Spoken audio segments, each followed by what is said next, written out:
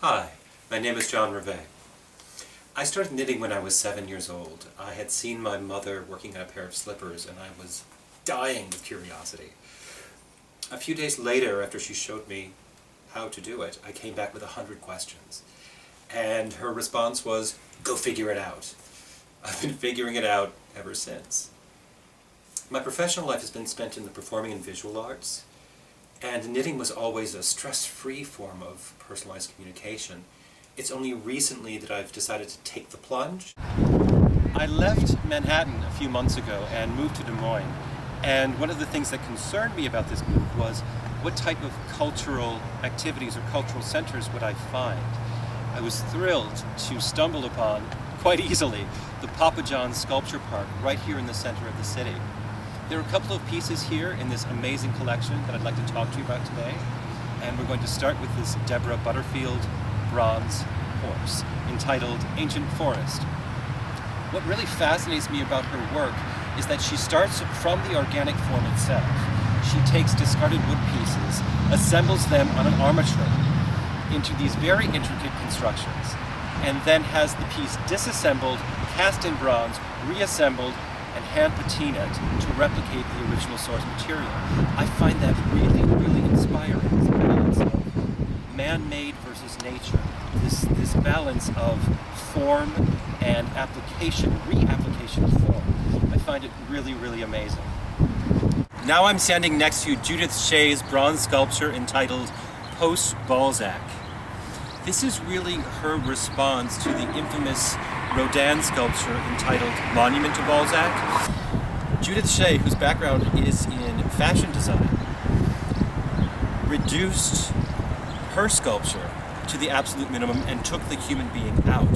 So for me, as a knitwear designer, it prompts these questions every time I see it of what is the nature of clothing? What is it that we want to project as people? And what is it that we want to produce as designers to fit into those projections? It's constantly making me rethink, reevaluate, and reassemble all those disparate thoughts. As simple as this piece is in its overall design construction, the questions that it prompts really never stop.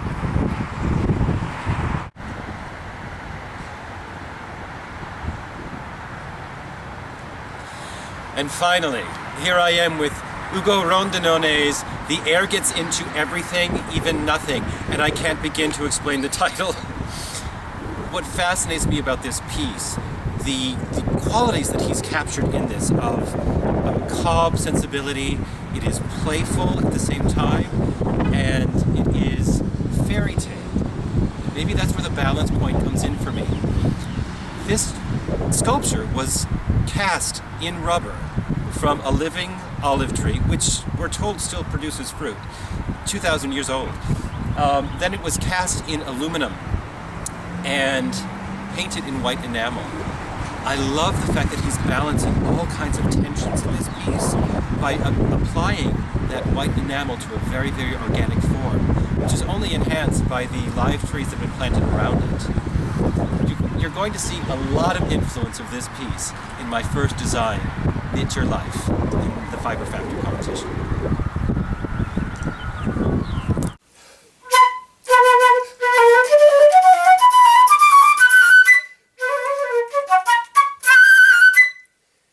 Music has always been a really important part of my life. It's also been the most difficult aspect for me to translate directly into my work. However, I am a voracious collector of handcrafts from around the world, and those get incorporated into pretty much everything that I do. If we take a real quick scan here, I've assembled some pieces, just some examples of things that really make me happy.